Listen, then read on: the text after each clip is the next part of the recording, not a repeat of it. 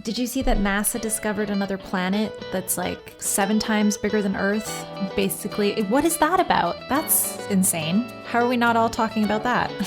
Screw Mars. Yeah, like, let's go there. What are we doing? Welcome to Story and Craft. Now, here's your host, Mark Preston. All right, here we go. Another episode of Story and Craft. Glad to have you back. I'm Mark Preston. If this is your first time, welcome. Glad to have you here. And of course, if you've been a long-time listener, you know, took a little hiatus, a few weeks off, did the big move. Now residing home and studio right at the beach at South Padre Island, Texas. Trying to do that Jimmy Buffett lifestyle. Been a goal of mine. I guess we're doing it now. My youngest daughter, Emma, is here with me. She's doing her gap year and working as a bartender. 18 years old, working at a beach bar during spring break, which is going on right now. Reminds me, I'm not a kid anymore. It is kind of cool to watch, so that's what I'm up to this weekend. But enough about what I got going on. We are back, episodes galore, about to roll out, and today we are speaking with the very lovely, the very talented Anja Savcic. She is so incredibly talented, very fun to talk to as well. Loudermilk, you might know her from the Netflix series along with Ron Livingston, their roommates. She was also on the ABC show Big Sky. New movie she's in right now is called Ricky Stanicky. She's in there along with Andrew Santino, John Cena, Zac Efron, Jermaine Fowler. Cool dude. Talked to him just not very long ago. It's a great movie, Prime Video, funny stuff. It's out right now. You can check it out. And of course, I want to remind you, everything story and craft you could possibly want to know, just go to storyandcraftpod.com. Okay. Hey, and by the way, a little request if you would. Whether you're listening on Spotify or any one of the other platforms out there, YouTube as well, make sure to like, follow, leave a review. Just really jazzed to have you here. And of course, just want you to get notified every time we have a new episode coming out. Great episodes coming up. I think you'll have a lot of fun checking them out. But let's get after it. Let's jump in and have a nice conversation. Really enjoyed it. Today is Anja Savcic Day right here on Story and Craft. How are you doing this afternoon? Anything good going on? I'm doing great. Not much. Preparing for the Ricky Stanicky premiere, which I'm really excited about. So just figuring out looks for that. Oh, that's right. Because you got to do the red carpet thing, and you got to make sure you. That's right. Yeah, it's always fun, but it's always a little stressful too. Well, is this something you decide yourself? Because if I was doing this, I'd be like, I got to hire somebody. Like, listen, this needs help. You know. Totally. I mean, you can hire someone, but it's still up to you. You know. So there's always that little bit of pressure, but it's fun. I enjoy it. Now, when is the premiere going to be? Our premiere is March 5th. Okay, it's my oldest daughter's birthday. She turns 21, so I'm going to have a 21-year-old. So still getting my head around that idea. Oh, my God. I know it's weird. Congratulations. Yeah, that's fun. It's so funny. It's the youngest one is the one who's excited to turn 21 because I can drink. Yeah. Now, do you live in Los Angeles right now? Right now, I'm actually in Vancouver, BC, in Canada. Oh, okay. So you still call Canada home? I do. Yeah, I do. I mean, my family's here. I grew up here.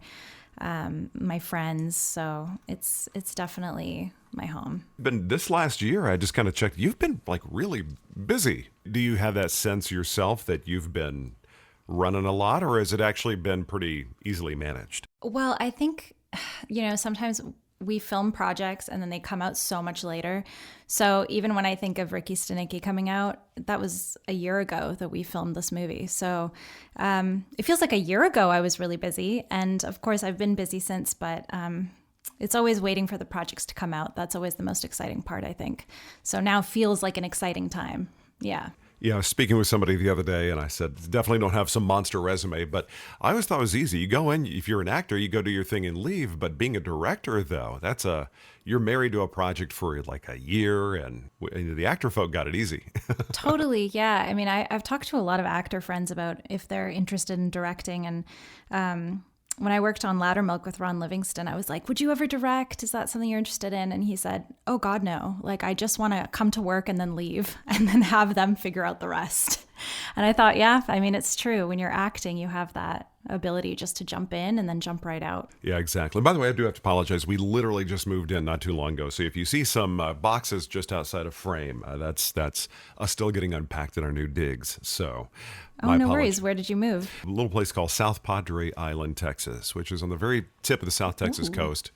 If you're a space nerd and watch the whole SpaceX thing, that's about that's 7 miles south of me across the bay. That's where they launched the rockets. So it's so we're getting all excited. They got one going up here soon. So really, but yeah, everybody goes down. There's a little inlet to get to the bay, and everybody stands there and just kind of. I think it's exactly 3 or 5 miles. I'm not quite sure from where it seems closer, but I see they were stacking the rocket the other day, so it's kind of neat. My inner nerd is flexing right now. That is so cool. I would love to go up to space. Be terrifying, but it would be really cool. Yeah, there are days when I just get me out of here for just a few minutes. But I was curious as far as the origin story. Kind of, Canada, growing up there. When did you make your way down here? Or actually, let me kind of even rewind back further. Was this acting thing, was it always part of your DNA? You were always doing something? Were you a theater kid, or did this kind of come later on in life? Yeah, I mean, I'll start further back. So I was born in Bosnia, which was Yugoslavia at the time. And my family moved to Canada when I was around 3. So we lived in Calgary, which is in Alberta, kind of more like a cowboy type of province. Familiar with it, yeah. I'm a native Texan, so I'm all familiar with the Calgary folk, yeah. Exactly, very similar. It's like the Texas of Canada, basically. So we lived there until I was about 10, and I remember I took my first drama class actually in junior high, and I remember the teacher just saying to me, you're not bad at this. And I remember that stuck in my head, and I was like, oh, okay, that's interesting. Okay. And then when I moved to Vancouver with my family in grade 8, I started taking drama class, and I just kept taking it every year. And it was the same teacher and the same kids pretty much cycling through. And I just really loved it. It felt like a break from my day and a time to just kind of be silly and relax. And so I just started to love it. And then eventually I kind of ended up getting an agent, and I thought, oh, this is kind of cool.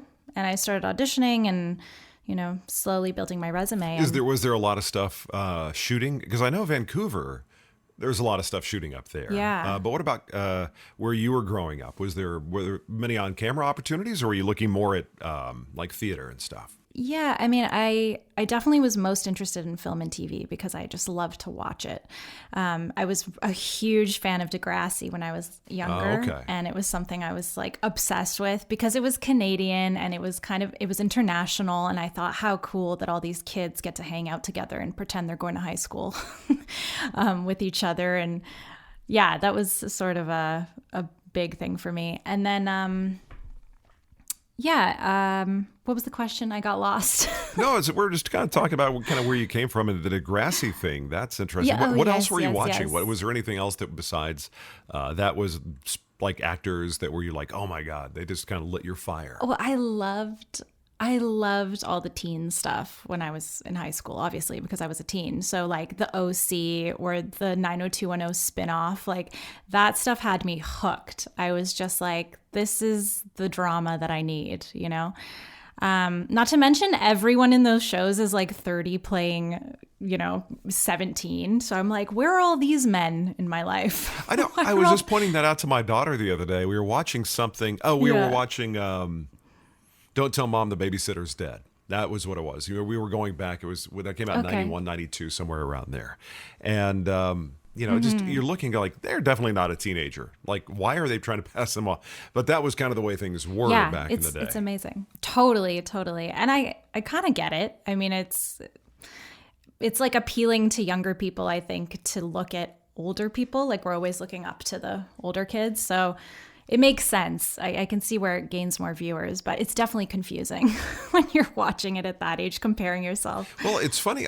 You mentioned the Canada thing and stuff on TV. I remember being in elementary, junior high, and it seemed like all the educational programming that we watched, I'm old enough to remember when the teacher would wheel in the media cart into the room, and TV and the VCR. Oh, God, yeah, of course. Me too. I remember the 16 millimeter projector, but that's really going back. But all those things seem to be produced in Canada. And so I had this like kind of view of like there were Really? there was a lot of educational programming apparently getting produced in your neck of the woods. Whenever I think Canada and actor, I always think comedy. Like John Candy and all that.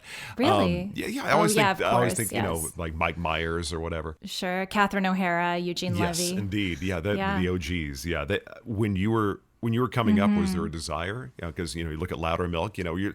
Would you say that comedy was on the agenda, or were you wanting to kind of go more the drama OC route? Was there a desire early on? Oh man. I've always loved comedy. It's definitely my favorite genre.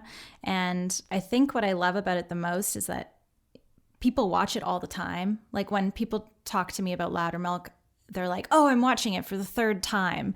And I just think, how cool is that? Yeah, I mean, it's so cool when you watch something funny, you love how it makes you feel. So you want to keep watching it. Where sometimes you watch things that make you feel really, really gross inside, but they're so good, but you're never going to watch them again, Like I think of Requiem for a Dream or something. Yeah, that's kind of a heavy one. I loved that movie, but I'm never watching that movie again. There's no way. That's like a one-time deal. Yeah, I hear people talking about that in interviews and stuff. I'm like, okay, I'm going to give it props. It was a solid movie. I can't watch it again. It's too much. It's a little much, It's a pretty intense, I guess, a better way of putting it. Yeah, it's very dark.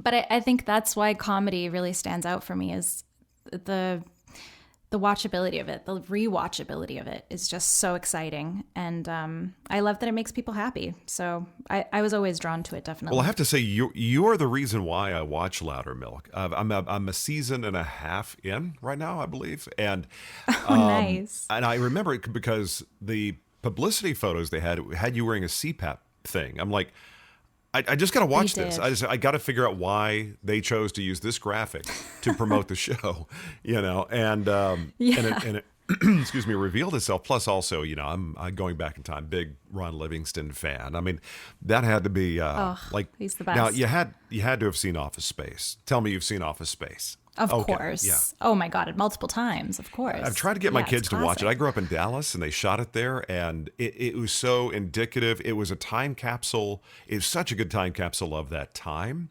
People working in cubicles, and and even at the opening scene, when he's driving down the highway and he can't get in the right lane. I don't know how much you remember. Oh yeah, that's so good. Of course, I remember that. That's LBJ. I used to drive that to get to the radio station where I worked, and I was like, God, this is such a perfect time cap. And that's a movie that I'll watch once a year, probably. There are those movies you got to catch them like once a year. Yeah. But I have to ask though. I mean, the Ron Livingston thing is how close to character is he? Because throughout the arc of his career. He can do different things, don't get me wrong, but Ron Livingston always shows up. I was just kind of, as a quasi fanboy of the that old movie, I was curious. Mm-hmm. He's a lovely, kind, humble person. I wouldn't say he's like Loudermilk. He definitely keeps his opinions more to himself, much more than the character.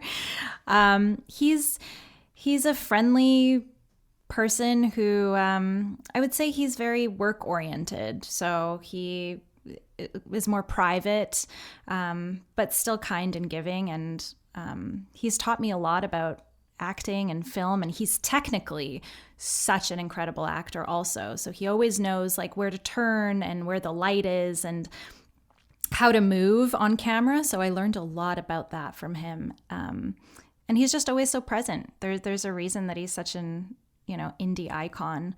And I'm just so glad that Loudermilk has popped off the way it has, because I think he deserves that lead role, and to really be known for something. Yeah, it's not really what you call a sleeper. I don't know what you call it, but it's not something that was heavily promoted that I can recall. I just kept seeing the little icon pop up on Netflix. I was like, I'll check it out. I was working on my laptop. I'm like, I don't know how many. I think I did a season in a day or so, or a day and a half, something like that. Nice. No, it was a couple days. I went through it. It was, but also Will Sasso. Whenever I see him show up in something, he's always just one of those guys. You just kind of want to watch him. His facial expressions. I can name a handful of things. He was one of those guys that when he shows up in a scene, it's going to get interesting. And but I got to know, when you were first presented Loudermilk, Did you kind of like, oh yeah, I'm gonna jump in, or did it take you a moment before you kind of isolated what it was about and if you wanted to take part in it? I mean, I right away wanted to be a part of it because Ron and Will are comedy legends, and then you have Peter Farrelly, who's obviously a, Hollywood A-list director in my eyes. He's created so many careers. He's created an entire new subsect of comedy, I would argue. So I knew I wanted to be a part of it. Oh, he's phenomenal. Plus, also, I remember I had a chance to audition for him once or twice for the movie The Green Book. And he brought me back in, and I was like, those callbacks, they feel good because you feel like you've almost booked it. You got a callback.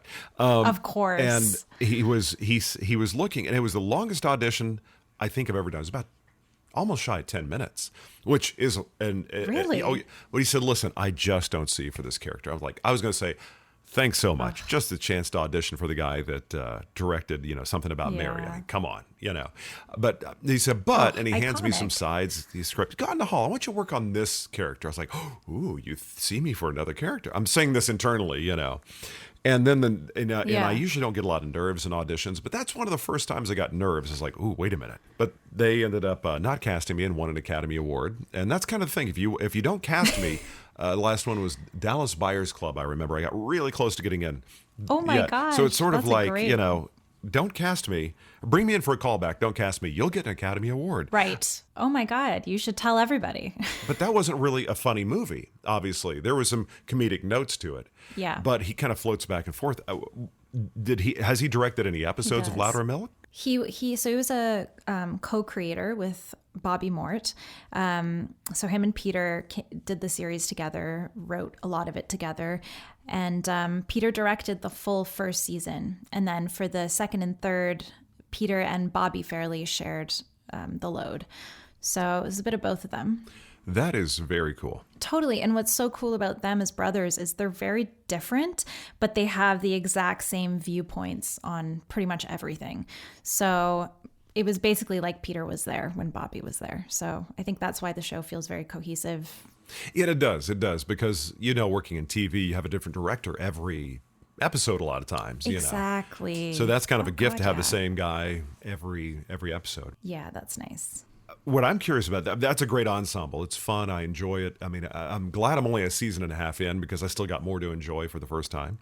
But that's awesome. Ricky Stanicky, is that how they say? Or Stanicky, right? Ricky Stanicky, yeah. That's another real interesting ensemble. How did that project kind of materialize for you? Yeah. Well, I know they've been trying to make that movie for like 10 years, and they had a lot of different people attached. I think Jim Carrey at one point was meant to play Ricky Stanicky.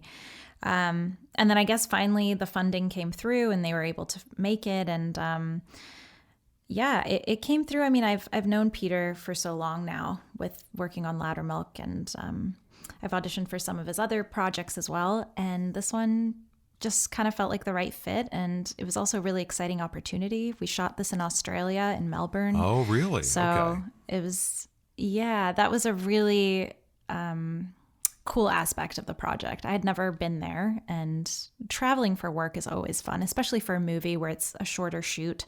So it's not like you're there for a whole year or, 6 months or something. So that really drew me in as well.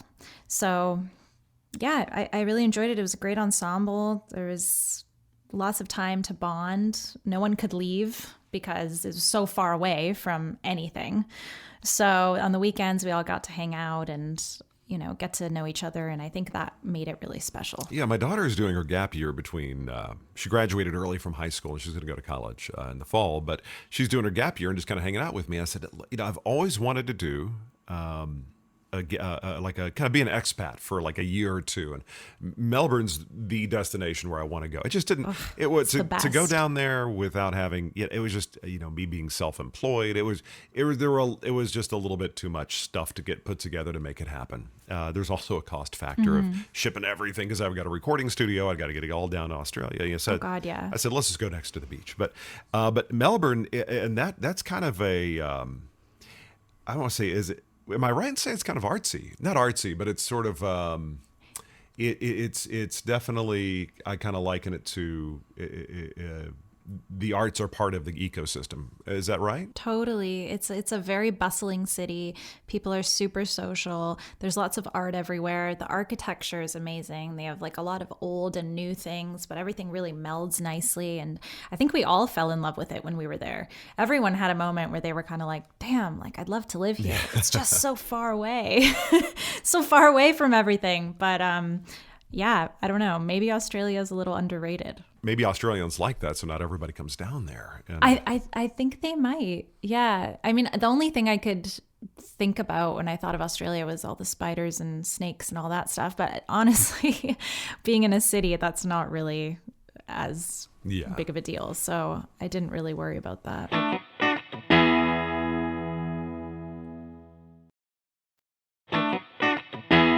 Well, I forgot that Peter Farrelly directed that as well. So it must have been kind of nice. You're like, yes, we're old friends. You know, you had that shorthand. You know, you roll into that. Was pardon my ignorance on the timeline here, but you were already doing Loudermilk before they went into production on Ricky Stanicky, correct? Totally. We had already wrapped Loudermilk. Yeah, it had been a couple years since we'd finished our last season, and he called me, and I got that part, and got to see him again, and it just felt right away like old times. You know, he is such a friendly guy, and he's so easy to get along with and collaborate with. And what's so cool is he's also a really loyal person. If he likes you and he likes working with you, he wants to work with you again. So it was just nice to be back and feel so welcomed. And, you know, I came in a week after they'd already started shooting, but everyone already knew who I was because he'd already told them that I was coming and that, you know, I was great and all this stuff. And I was like, oh my God, it's so sweet. So, yeah, it was just a lovely shoot, and I love working with him. I'm curious how they ended up in Australia, though. Was without giving anything away, was Australia part of the story, or it just happened to be that was a location that worked for him? It has absolutely nothing to do with the story. I think it was a tax break situation. I think it was just cheaper to shoot there, and I think also people wanted to be somewhere where it was sunny and nice, and it was summertime in Australia, so you know, we got to enjoy that. And well, was it summer for them, or was it summer? It was summer in Australia. Okay, so it would be winter for us. That thing always kind of. Yeah. They talk about Christmas down there being warm, which is so weird. I can't imagine. But John Cena, he plays Ricky Stanicky, correct, in this? That's right. Yeah. Yes, he does. Yeah. And I was looking at Jermaine Fowler's in this. I had a chance to chat with him just a few weeks ago, actually. So he seems like such a cool dude. Very cool dude. He's a great guy. Yeah, he's a great guy. Super funny, too. Just awesome comedian. So how long were you down in Australia for in total? So I think for me it was about 5 weeks. Yeah, and I really enjoyed it. I loved working with everyone in the cast. In the movie, I play Andrew Santino's wife, and I'm like heavily pregnant in it, and he misses the birth of the baby, and that's kind of when they start realizing that they need to bring in Ricky Stanicky so that they can prove that they have this friend. And yeah, I mean, that was all really fun. Just the unraveling of the story you know what? It reminds me a lot of like the more 2000s older Farrelly Brothers stuff, where it's kind of a simple premise and the fun is in the silliness of it. Yeah, the situation just gets progressively more absurd as they go along. Yeah, exactly. And I feel like that kind of comedy is missing now. You know, everything. I feel like comedy now is just wrapped into every genre instead of just being standalone. And I like that this is just a standalone, funny, silly story you can relax to. You know, thank you for saying that. Yeah, my daughter and I were going through trying to find on the different streamers, trying to find just a comedy like circa late 90s maybe. You know, like a good example is Judd Apatow. Anything he did, it was just, you kind of buy into the absurdity of it. It's just kind of fun, like Anchorman or something like that. But there aren't really, you're right, there seems to be, and this is maybe just my opinion, just kind of a shortage of good, fun, quasi-goofy comedies that you can kind of disappear for a couple hours. You know, this is kind of my thing. Absolutely. Something you can just have on. You can turn on again and again and again and just rewatch and laugh at. So I think that'll be this. And I really hope it does well and people enjoy it, because it's silly and fun. And yeah, I love it. I forgot to ask you, were your parents in the arts at all? Or were they in any kind of performance or anything like that? No, my parents were never really into the arts. My grandma had like a brother that was a playwright and a theater director. And so she always says that, oh, you pulled from this brother I had, you know, but no one else in my family is really that artsy. I think I have like a distant uncle that's a painter, but that's kind of where it ends. So yeah, I don't know where it came from. Well, it's good that you kind of have that thing. It's your own thing, but also a lot of folks don't get it. You know, were your parents down with it? Like, were they saying, really, acting? Or were they like, hey, go for it? Did they have an opinion either way on it? It was tricky. I think they were excited for me because I knew what I enjoyed. But at the same time, they were worried that, you know, I wasn't going to make enough money and that I wouldn't be able to make a living. And of course, I think that's every parent's fear, that, you know, you can't hold your own. But, you know, I went to school, I went to university, I studied English and business, and I thought, you know, one day I'll get a more regular office type job. And after I finished school, I thought, okay, I'll do acting for another year and I'll see what happens. And then, you know, if it's not working out, I'll maybe find some other ways. And I booked Loudermilk. So from there, I kind of just kept going, and I haven't jumped to the plan B yet. So hopefully never. Well, I've talked to so many people that said something to the effect of, if you can see yourself doing anything else, you know, realistically, this probably isn't for you. And I think that's a lot of the folks who do this. This is in their DNA. They got to do it. Yeah. You found something you're passionate about. And I love, you know, Loudermilk for me was a pleasant surprise. I did not know. It's one of those things you walk into, I have no idea about anything, what to expect. But of course, being in recovery is a big theme naturally in this. Did you do any preparation for that by going and attending any meetings? How did you prepare for to play this character? Yeah, I did a lot of research. First of all, I have people in my life that have dealt with substance abuse in different ways. So talking to them was probably the most eye-opening and interesting way to learn. And then I watched a lot of stuff on YouTube that I found. There was like some very interesting docs about addiction. I mean, even just watching, what's that show? The really popular one where people are trying to get off drugs. Oh, is it like a reality show or? Yes. It's very dark. Anyway, I watched a bunch of that, and I just sort of tried to put myself in her shoes, just reading the script and you know, being on set and asking questions and that kind of thing. So yeah, I think there's all kinds of ways to find your character, and especially with a topic this difficult. I think addictions are also prevalent in other aspects of life too. Like for me, it's not so much substances, but you know, there's other things that maybe we deal with that, you know, repeated behaviors or whatever that we're trying to curb. And it's like, I get it. So that was a really interesting aspect of the show, and I'm so glad that so many people connected to it because obviously it's a big point. Yeah, and I think show. it was handled very well. I don't think it was meant to be cuted up. Is that a word? I don't know. In any way, I mean, there was some humor that was in there, but kind of like you had Totally. people in your life. Now, I didn't have anybody that I was aware of necessarily in my life, but I came up as a young kid, starting at 17. I started working in radio.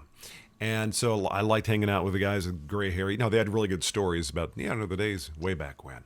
But a lot that some aspect of recovery was part of their life. So I had a chance to kind of see them after the storm, as it were, And then the young guys I was coming up with, some of them were going a little off the rails. So I was kind of seeing an A-B comparison, if you will, before and after. And I just got to the point I was like, you know what? I'm seeing kind of where things could go, and I'm just not going to go do that. But I do think it does call upon you to say how much of this is just built into your DNA, which some people it is, Absolutely. So are you working on anything right now, or are you kind of taking a little break, or what you have going on? I'm on a little break right now. I just worked on recently a show called Tracker that's coming out in a couple days. And that was really fun. Just a little guest star on that. And just things in the works, but not solidified yet. So can't talk about them. But well, how are you spending your time though? I mean, now that you don't have schedules to be on? Is it just relaxation, or do you have things like, I've been meaning to do this thing? Totally. Well, I'm working on a lot of writing. I have a writing partner, my friend Taylor Hill. Her and I write together, and we're working on a comedy, like a two female best friends, parallel world type thing. So we're working on that and hopefully trying to get that made. And other than that, auditions here and there, some meetings, and lots of getting outside in nature. Recently, I moved to a little more like of a forested area in BC, near in Vancouver, and I'm just kind of getting outside, enjoying the nature, and kind of getting more into the rain. It rains here a lot. It's the Pacific Northwest, so it's like constantly a downpour, and I'm just I think I'm finally really enjoying the rain and all the greenery that it causes. I've also really been enjoying traveling. So my partner and I, we went to Europe and traveled around there, visited my family in Bosnia, which was super fun and like interesting to have him integrated into like my family, my grandma. Oh, so you still have a good connection to Bosnia, and you had a lot of family that was left there. I do, yeah. 'Cause I think when you left, wasn't that right about I'm not totally sure of the timeline. Yeah, it was right when the war was starting. During the war, yeah. That's right, yeah. So I have a lot of family that stayed, and I have a lot of family that left. There's, I have family in Italy and in Germany, and I think there's some people in Australia even, and it's interesting, the diasporic community and then the people that stayed. There's like a real difference of culture, right? Because the kids are growing up in different places. So, now, how old were you when you left again? I was 3. So I was quite young. Do you have any echoes of memories of that time at all, or? Not really, not much. I actually do remember being in Serbia and my grandpa taking me to a play. I think it was a puppet show. And I remember it really stuck in my head. And then he bought me a book on like performances, like puppetry. Really? So yeah, and I think of that now and I'm like, wow, I think I was already drawn to, this sort of entertainment-y performer world. But yeah, I really enjoyed going back to the Balkans and traveling through Croatia and Montenegro and Bosnia. And I think that area of the world's coastal, like Croatia, is somewhere I would love to go. Oh, it's gorgeous. I mean, Anthony Bourdain was kind of my spirit animal. And I remember him going to Croatia once. I was like, wow. That looks like the coastal, that episode, he actually fell over. He had too much wine to drink. It was just hilarious. It was a great episode, but it was like, I had no idea what a beautiful, beautiful place. Because I guess it's framed in my mind from years ago of being a place where war was happening. And absolutely. I'm sure kids these days will look at Ukraine the same way, And oh God, yeah. As I was kind of putting some things together, just doing, I don't like to overly research when I chat with somebody because I'm going to forget to ask you a question or something. But we looked at, I think, your Instagram. And oh yeah, did you road trip through Texas by any chance? I saw you had a. I did.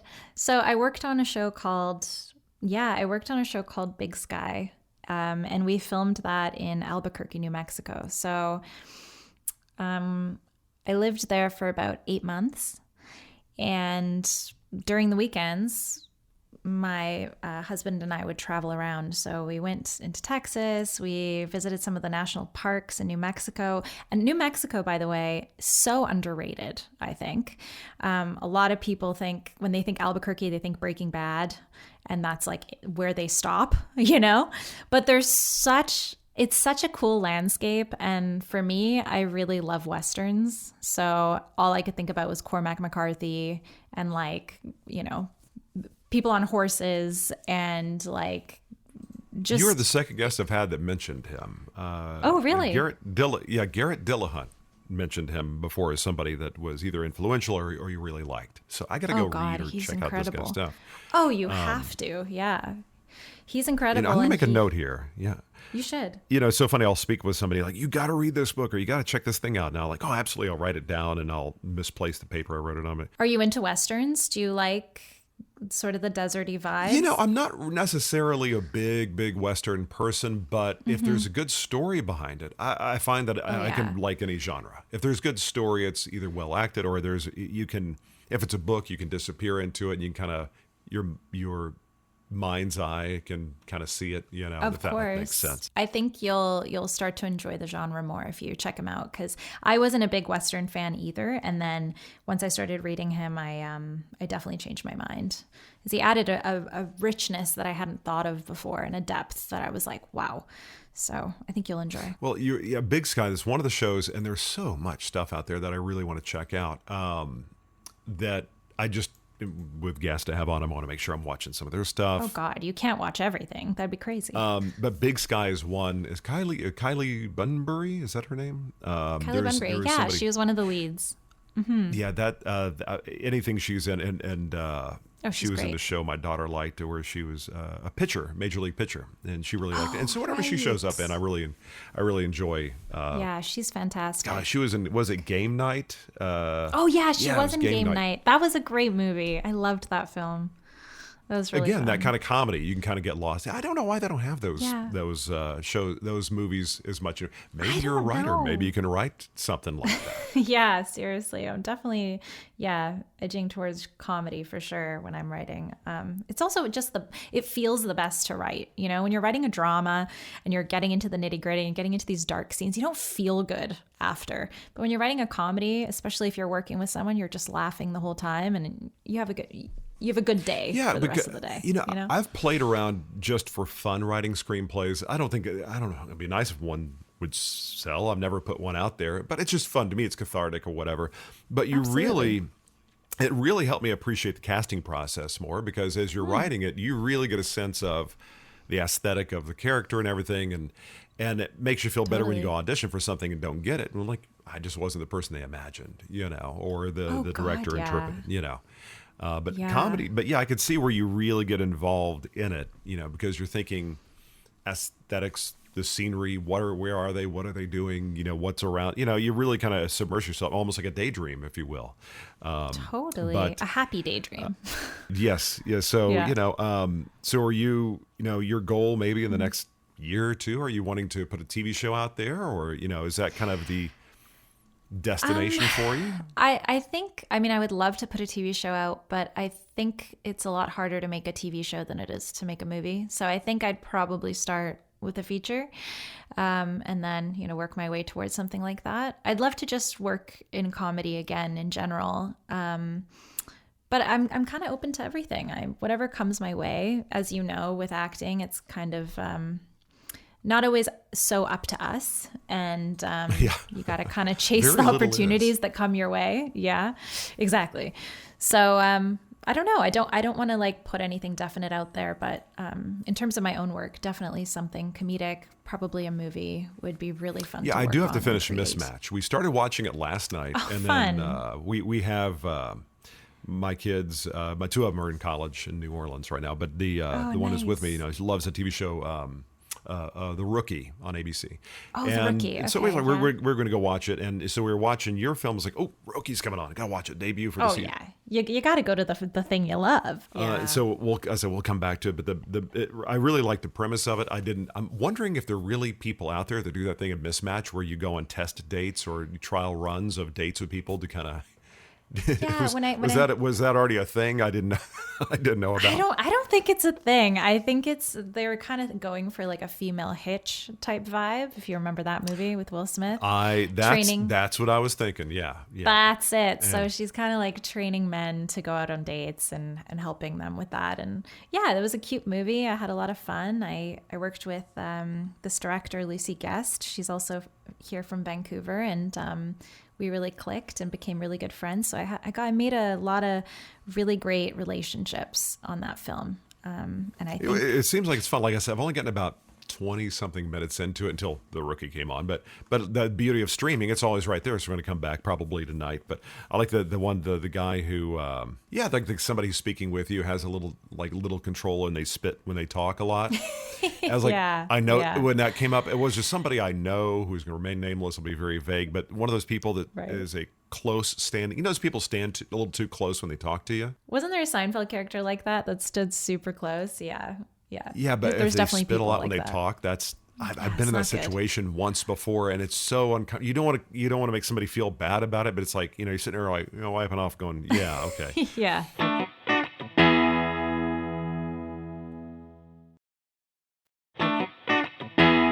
One of the things I like to do, I want to ask my 7 questions. It's Go for just it. something fun I like to do. But the first one, I'm a big food nerd. And I mentioned Okay. Anthony Bourdain before. I'm a big food nerd. But I got to ask, what is your favorite comfort food? That thing that you just love, that like if you're having a bad day, you eat it, you'll feel better. Or you're having a great day, you're like, man, this is to help celebrate. I'm going to have my favorite comfort food.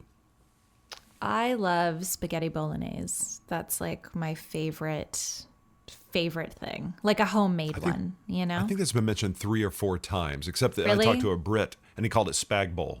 This is what apparently they Spag call it bowl. in England. Yeah. I should probably call it that, how much I eat it. I need to shorten my time. I mean, it doesn't sound pleasant yeah. unless you know what it is. You know, it's like spag. He told me it's Spag like a bowl. spag bowl. I said, "What's a spag bowl?" Oh, spaghetti bolognese. So you're not alone in that camp or in that tribe. Oh, love spaghetti bolognese. Now, if you are to sit down, let's say you're going to have coffee with 3 people, a few hours, sit down, talk story, living or not, who would 3 people be you would love to sit down with and chat? Oh my gosh, that's a very hard question. I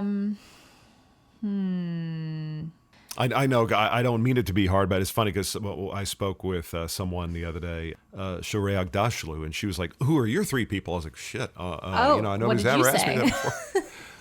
I told her, I said, one of them's my grandfather who passed away because I said I'm getting to that age where I'd love to kind of like check in with him on certain things. You know, my kids are getting older. You know, just Yeah, that's beautiful. you know, That's a good answer. you don't know until you're older the questions you haven't asked that you should have asked, but you didn't know to ask because you're too young. So you know. true.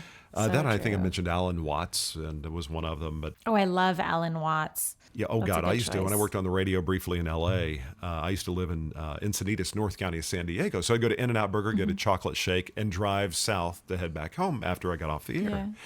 And I would turn it was a Radio Pacifica or somewhere they would. I didn't know who it was, but I'd listen to them every day driving back. And but no, just one of those guys I just love to sit down and groove on, you know, life with, you know, talk. So Yeah. Oh my God, I love him. I used to listen to his lectures. Like I had that series of all his lectures, and I would just listen to them Really? over and over and over. Oh yeah, they're so good. well, his son just released something. It's an app. It's an Alan Watts app. interesting. It's got literally everything organized, and it was. And I just, you're the only guest I've had that really knew who he was. So it's kind of, yay. He's but yeah, great. there's an app out there, and his son, Mark Watts, put it together. And I don't know, he's one of those guys you listen to and go, yeah, I never really thought about life that way. You know, live in the moment. There is no tomorrow. you Yeah, know? and he keeps it light. He keeps it very light, Yeah. and he laughs a lot. And yeah, he's a great guy. Actually, you know what? I'll go with Alan Watts for one of mine. One Okay. of my people. Yeah.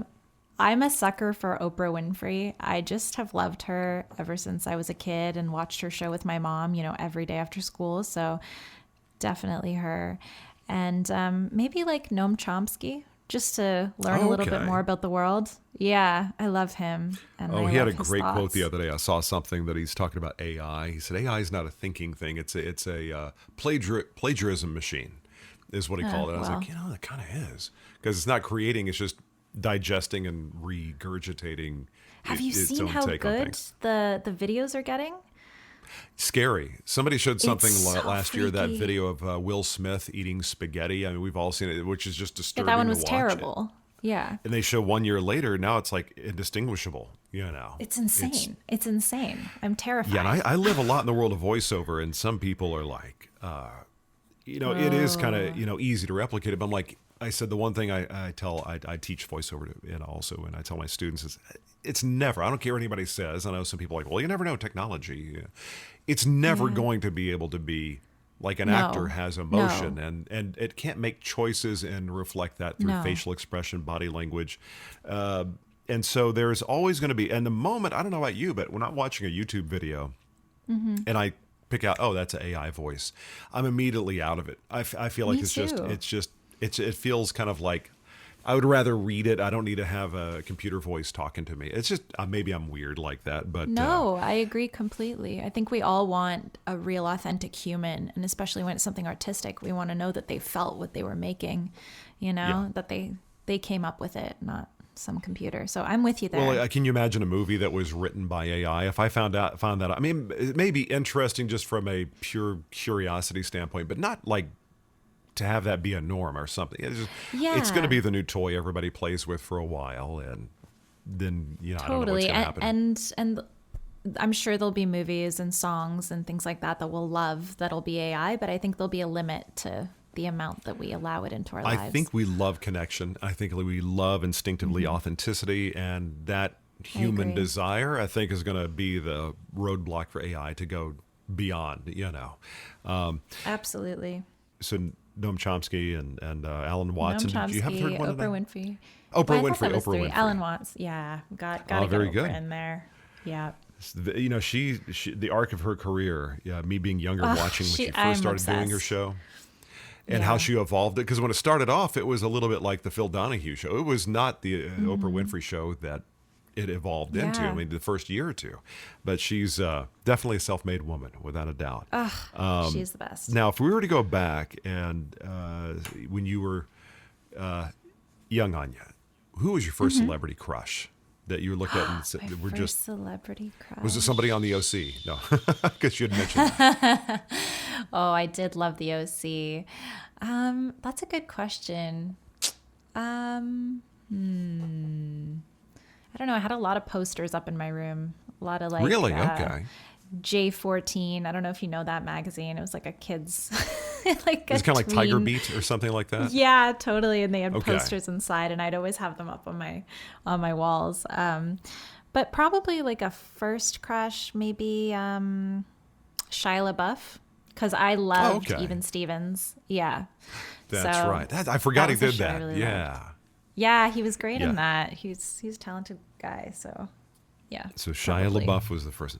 Now, Makes sense. Yep. yeah, of the era. Yeah, I'm trying to of think of the who was era, for popular sure. when I was growing up. I think the original Beverly Hills 902 when I was in high school though. Oh Now, yeah. I'm old, you see. I'm trying to remember way back when, like who was, what was going on back then. But now, the next question I got for you: if you're going to, let's say, an exotic island, you're going to be living on it for a year, and you're not like a castaway. It's nice, maybe a resort, Okay. but it doesn't have internet, no streaming, no nothing. Okay. So you have to bring one DVD of a movie and one CD of an album. Or what would that CD and DVD be you bring with you? Something you could watch and listen to over and over again. Okay. I think for movie, maybe Grease. Grease is like one of my favorite films. I could probably watch that every single day and be happy with it. Oh, I had a thing And for Olivia then- Newton-John back in the day, so I'm there with Oh, you. I had a thing for Kaneki. He was my crush Oh, for okay. sure. Maybe that was my first crush. Although it's so weird to think of like a grown man when you're like 10 watching something. It was, Anyway. and I remember watching that thinking, I remember we were at the grocery store, and Yeah. my mother, we went to go get something, and I'm walking through, and I see a People magazine in the rack and talking about how Olivia Newton-John got married. Yeah. I mean, I was taken back. I was like, wait, I had no concept of age at that point. I was like, if I have a crush on them, I'll meet them one day, and then I'll, Yeah. such is the 7-year-old or 8-year-old mind, I guess. Yeah, I know. Okay, and then album. That's harder. Maybe like Hot Fuss by the Killers. That was one of my first favorite albums, and I still think it's a perfect album. So I'll go with that. That was like what was it like? It's a long time Killer. ago. That was early 2000s, roughly. Am I Totally. okay? Yeah, it was. I think I played some of that on the radio, way back in my radio days, which are long gone. You have such a but radio voice. It's like makes total sense. You were on the radio. I've been accused of that. Now it's Yeah. oh God, the last thing I did was a syndicated show on ABC Radio. I guess a podcast is similar. Well, that's the thing I missed about radio was not the playing of the music, because before, when the audience catches on to the song and they start loving it, you're sick and tired of hearing it, because you got to Right. play it so much, and you're in the studio 4 or 5 hours a day. But no, when I had my show on ABC, that was like I could talk with people. Like I had a retro show, which was a lot of fun. Talked like Rick Springfield and oh God, any one of the people from the retro era. That was so much fun for me, because that's who I grew up with. But I missed that part of it. I didn't miss other aspects of it. So I just did acting and voiceover, which is my main gig. And yeah. and then I figured, well, the podcast will satisfy and scratch that itch of being able to talk to interesting, Totally. fascinating people from Canada. Totally. I've been watching a lot of Frasier right now, and like the old, new the one original is a new one out. Oh, the new original one's one. out, but Yeah, I'm okay. watching the original, and it's just such a good show, and I love all the radio bits in it. And you could totally do that. Become a psychologist. Yeah, a lot of those are pretty accurate. Like there's a lot of absurdity in radio, a lot of personalities that are just. Oh yeah, it's the people that it's- call in. I mean, that alone is like, whoa, who am I going to get today? You know? There are some that are just heartwarming, like people like, oh man, it's like every week I look forward to hearing you. And others, they call up going, thank God I don't live in the same city as they do, because this could get dangerous. Yeah, I mean, I've heard seriously. stories of stalker. I even had one stalker once, but that's a God. whole. Yeah, but he stalked everybody. I wasn't unique. Your stalker didn't make you feel special. Well, no, I was. I remember I was a helicopter. I flew in a helicopter doing traffic in Dallas when I was like 20 years old, and we landed in a place in a suburb called Arlington where they would refuel the helicopters. Well, they had the Dallas police helicopter landing and refueling and a TV station. So we had like two or three at any given time, and one of them was for another radio station. And that pilot walked over. And we were just talking because I had to finish my last report, and I got out and we were eating donuts and coffee and early in the morning. And I found out we just had a conversation. We had the same stalker, and I found out another friend of mine, another radio station, had the same guy. He changed names. He used different names to different people. He was really smart at finding out the hotline phone number at every radio station and calling and tormenting. And I was like, for a month, he found my home telephone number, would call me at all hours. And I was like, when I found out that he would call this guy Jim and my friend Trey, I was like, wait a minute. I'm not special. I'm not the one. I'm not the one. There are other people he's stalking. I felt like I feel like that's a comedy movie right there. Like someone being scared of their stalker and then being like, "Wait a minute, why am I not the only one?" I want to befriend him That'd be now. a great and like, movie. Yeah. Why not just me? Am I not good enough? well, there you go. There you go. I get a story by credit. It's your next project. Go for it. That's so good. I love But no, that. I mean, this guy would hear I scary love stories. that. I was 20 and I hadn't quite moved. I hadn't moved out on my own yet. And my father got really mad. He's like, "Why is this person calling at all hours?" I was like, "I got no control over this guy." He was like a high school kid who just had a good game. He knew how to call up the new people at the station, scare them. "Hey, I need a phone number of so-and-so." And somebody's like, "Yeah, okay, I'll give it to you." And so he got everybody's home phone number. So he was very well known around Dallas as circa 1990, Wow. 91, 92. No, about 93, I think is when it was. So anyway, sorry, I didn't go off the sidetrack there. But yeah, I had a stalker. No, that was fascinating and scary. But that is one of the things. I mean, there are some gnarly stories I've heard about. But it is the radio ecosystem back in the day was cool because you had a lot of personalities, both on and off the air, that made it interesting. We'll put it. And Frasier is a great representation of that. You think somebody's cool on the air, they get off the air, they're a train wreck. Or somebody's mild mannered on the air, and or they're mild mannered in real life, but they go on the air and they're like boisterous. There's a movie from way back a long time ago called American Graffiti, and Wolfman Jack, this DJ, and there's a scene when Richard Dreyfuss walks in, and he's talking to this guy, and he doesn't realize that's the guy he's hearing on the radio, but it's two different personalities. But it's a great. Have you ever seen American Graffiti? You know, but that's an old movie. But now we know your album, we know your CD. But the next question is, if you were to find from the time you get up in the morning to the time you put your head down, on the pillow at night, if you had a perfect day, what would be the component parts of that perfect day for you? The things you've done, experienced, or anything really? I think my answer would be, I guess it would be something simple, like wake up without an alarm, go outside, have a nice walk with the dog, have some work to do, probably go to set, work on some scenes, come home, have dinner, chill, watch a movie. I think sometimes the things that seem boring are actually the best. What everybody says. More than one person has. I mean, I'd say at least half have mentioned coffee being the first thing, making coffee in the morning.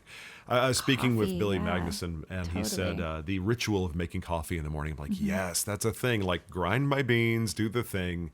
That's for me the way, Totally. And I'm out of beans, so I didn't start my day like that, so I feel a little off. But anything else in there? Are you, as far as hobbies or activities you like to do? Yeah, I mean, I love to read. I love to just I'm exploring lots of different movement in my life, so I want to take up maybe some martial arts.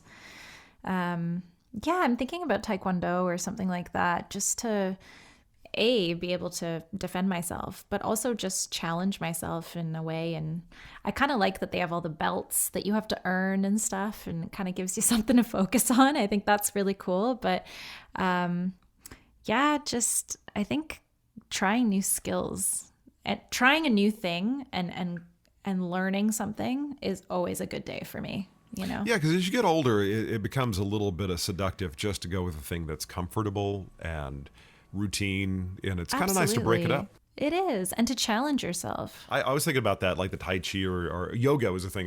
Just to stay limber. Love yoga. I keep telling me that's on my agenda. I still want to do that, just to be limber, and people I know that are into it seem to be healthier generally. Have you done yoga before? Unintentionally. Yeah. My back hurts. I have to do this stretch. But no, actually, I did a thing. I was in a car accident years ago, and they were talking about I had some herniated discs, and they said, well, they showed me different exercises. Yeah. Like I remember doing a couple of them, thinking generally, I feel looser in other places too. So I need to do that. You should. I'm going to write a little note here: yoga. Yoga. I got to put that on my little daily, my notepad of things to do for the day. Put it at the top. Maybe you need to sign up for a class. I do. My husband isn't very into yoga, but I signed me and him up for a class that's once a week, and it's super simple. It's yin yoga, so it's much more of like a deeper stretch yoga. You don't sweat as much. It's more like a deep stretch, and he really loves it. And it's new for him, but he's enjoying it. So I think, yeah, maybe if you push yourself to sign up. Well, one of the reasons I told my kids that I wanted this destination to live on this island is let's see which direction. I got the beach 600 feet that way, I think. So I can just go, That's I got the cool. beach like right there. So I can go out, walk every day, get some exercise. Yeah. And I just think nice. it's being active becomes more and more like you become aware of it, because you can be, if I find myself being I've been sedentary for a lot of the time lately. So I need to get out and move. Totally. It's so easy to be. Well, you mentioned, you having a dog. I had a wonderful golden retriever. He almost exactly a year ago passed, and my heart's still broken, but we're starting to think about a puppy now. Of course. Oh, but thank you. No, but I realized that having a dog keeps you far more active as well. Just that simple thing of getting out walking a few times a day. Going on adventures with your dog. Absolutely, it does. I love it. Now, did you bring your dog on your road trip? I did. Yeah, we did. He lived with us in New Mexico, and he was still a puppy then. So it was kind of his first home. And the first time he saw snow. I think you put a picture on your Instagram of him, I think, when he was sleeping or something. I did. He's super cute. His name's Ollie. Oh, he is a cutie. I'm a big dog person. Me too. I love dogs so much. I've wanted a dog ever since I was a kid. We never had one growing up. So having one now is it's a dream. I am so obsessed with him. It's like too much. I'm that person. I try to keep the pictures to a minimum, but I definitely internally am just so obsessed. It's so cool to live with an animal. No, I say post all the pictures you want. Dog people get it. With my golden, he would be in the studio with me every day. Yeah, that's true. And I think I took it harder than even my kids did. I know it wasn't. They grew up with him from the time he was a little puppy, and I wanted them to have a dog, but I was realizing he was only 10, which is kind of young, for in my experience with dogs. That is young. And Goldens are so lovely. They're puppies their whole life, but they're also very, very noble and very intelligent, smarter than me in many regards. He was. And beautiful. Oh yeah. The only downside, and there's not really a downside, just something you have to prepare yourself for when you have a golden, is you need a really good vacuum cleaner. They shed like crazy. Anybody has a golden is gonna be like hell yeah. It's just we're moving and he's past them. We're still finding somehow there are little bits of his hair have shown up here 700 something miles away. My so gosh. It's anything that's so I have funny. some components of my studio sound booth that rely on some of the corners like Velcro. Mm-hmm. There are little bits of his hair, they call it in the Velcro. Yeah. Oh, I'm sure there's hair in there forever. You'll never get that out. That's the glitter that you get from the dogs. Yes, indeed. Now, the last couple questions I got for you is, if you weren't doing this, if you weren't on camera, enjoying writing, doing the thing creatively you're doing, what else would you be doing? Could you see yourself doing? That's a good question also. I think when I was little, I would have answered marine biologist because everybody I know wanted to be a marine biologist for some reason. But I think now, if I could already have like the credentials behind me, I think I'd want to be something connected to like space or like astronomy or something to do with just, what's out there. That's very cool. I mean, there's a lot of wonder out there. There's a lot of, the unknown, which makes it there is like cool contemplation, but to actually, like you said, be credentialed. I spoke with Neil deGrasse Tyson some time ago last year, and I was like, what a cool job. I saw that. I just think that's such a... He came to mind when I was just thinking that. Here's somebody who studied the thing but still has some aspect of wonder to it. And I'm like, what a cool gig, And that's why I'm so infinitely jazzed to drive down to, it's called Boca Chica Park, is where, well, it used to be a park. That's where SpaceX is located, or Starbase is the name of the place. So cool. Everybody I know, I haven't seen a launch yet because the last one happened right before we moved here. But they said you stand there and you actually can feel the vibrations in your chest of the rocket taking off. Like, how cool is that? Wow. But even when it exploded, you could hear, I've watched some video of it. People were like cheering because the explosion looked really cool. But I've been kind of nerding out. There's I'll give them a free little plug here. It's called WAI. What about it? I think there are these guys that follow what's going on, and I'm kind of learning about the whole SpaceX ecosystem through these guys on YouTube. So cool. And they're talking about what's going on, and I can go out my door, drive. My daughter and I take a drive, and I'll see. We have to cross a bridge to get into what's called Port Isabel, and we're driving over the bridge. You can see the launch tower, the lights that blink, for aircraft. It's cool. I mean, I kind of nerd out on it. I turn into a kid all over again about anything space. But hey, you never know. Maybe one day plan when they said that eventually they're going to get to, I think, 12 launches a month, which is just going to be crazy cool. So that's really cool. So would you ever be an astronaut though? Would you, if you were given the opportunity and somebody said you can go on our next space station we're launching for 3 months, would you do it? It's funny because I was gonna ask you that, and I don't know if I'd have the guts. I think those people are so brave to just go out and deal with no gravity and float around and drink their water in those weird droplets. I don't know how the human body can even be there. I don't understand it. I don't want to be there. Yeah, I would do it just because I'm in this phase. Like if I was younger, I'd be like, well, I got kids. I want to make sure they're growing up. Now I'm in a phase of my life. Right. I just turned 50 last year, and I was like, I want life experiences. If somebody offered me that opportunity and it was legit, and it was like, and I was like, you know what? Yeah. Carpe diem, I might as well do it. But you're right.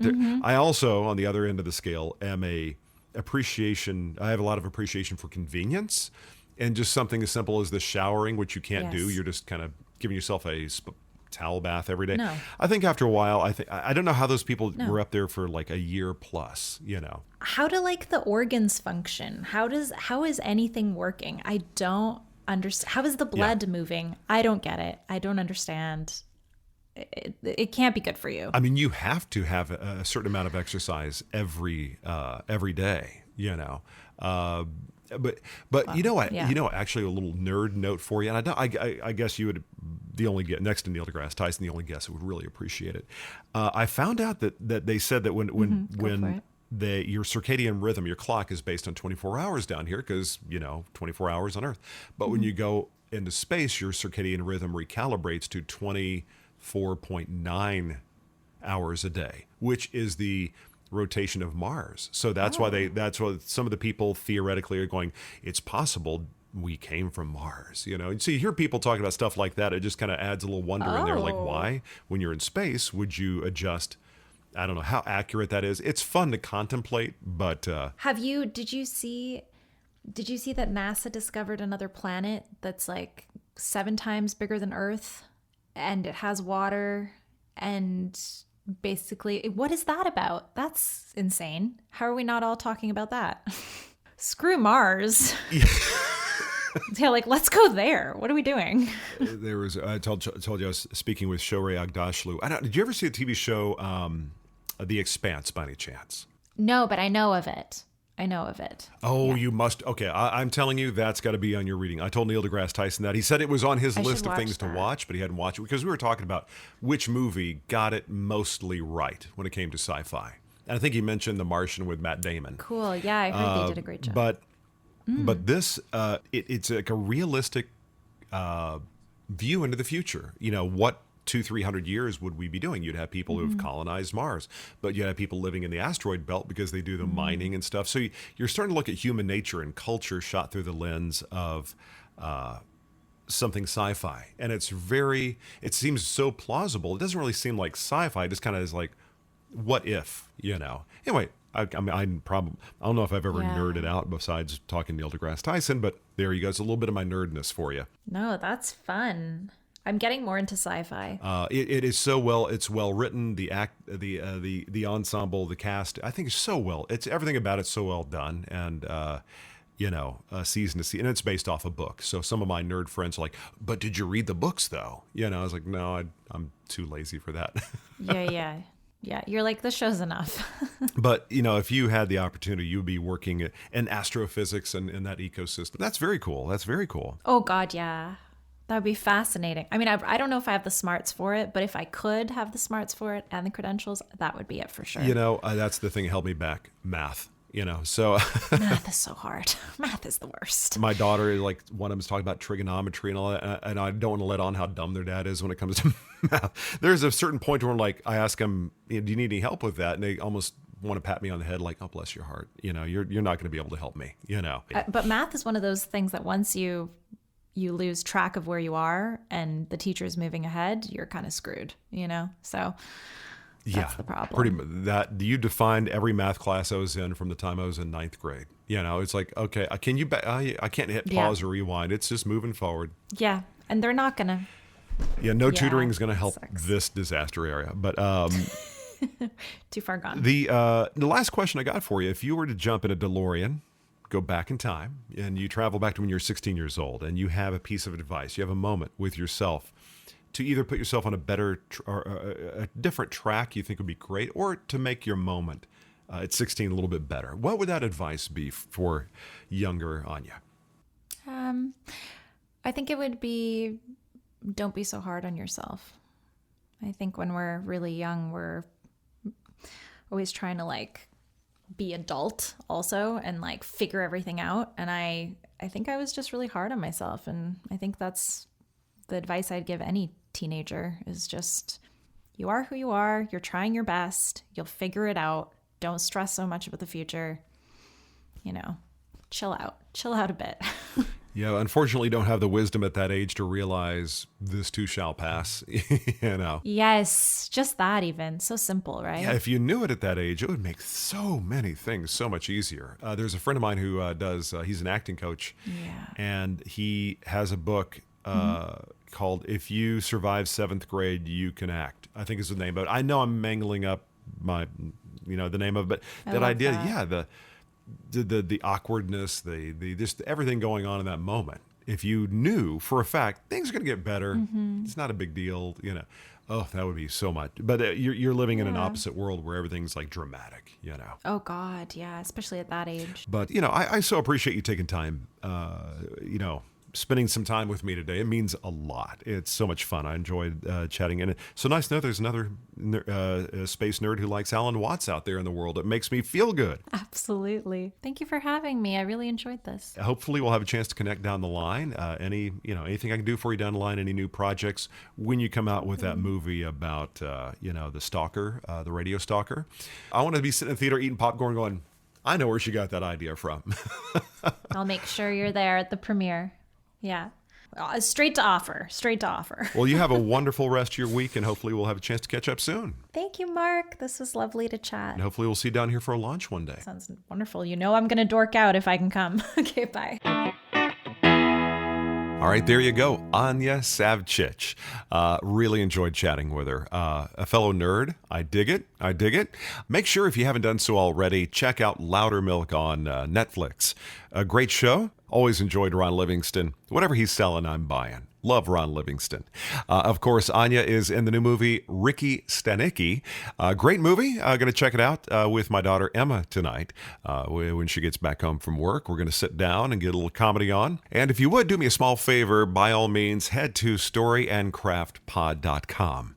All the socials are on there. You can link and leave a comment, whatever have you. But if you would do me the favor of giving a review, just following, if nothing else, that way you get notified every time a new episode rolls out. I love you being here. It means a lot to me, and thanks so much for shooting me some notes, checking in while we were on hiatus, doing the big move and getting set up here. And that's it from the beautiful sunny beaches of South Padre Island that are currently loaded with spring breakers. So I'm going to go out and, grab a beverage and watch the mayhem. Oh, to be young again, right? Okay. Have yourself a great one. Thank you again for being a part of Story and Craft. Love you being here. And I look forward to connecting with you very soon, right here on Story and Craft. That's it for this episode of Story and Craft. Join Mark next week for more conversation right here on Story and Craft. Story and Craft is a presentation of Mark Preston Productions, LLC. Executive producer is Mark Preston. Associate producer is Zachary Holden. Please rate and review Story and Craft on Apple Podcasts. Don't forget to subscribe to the show on Apple Podcasts, Spotify, or your favorite podcast app. You can subscribe to show updates and stay in the know. Just head to storyandcraftpod.com and sign up for the newsletter. I'm Emma Dillon. See you next time, and remember, keep telling your story.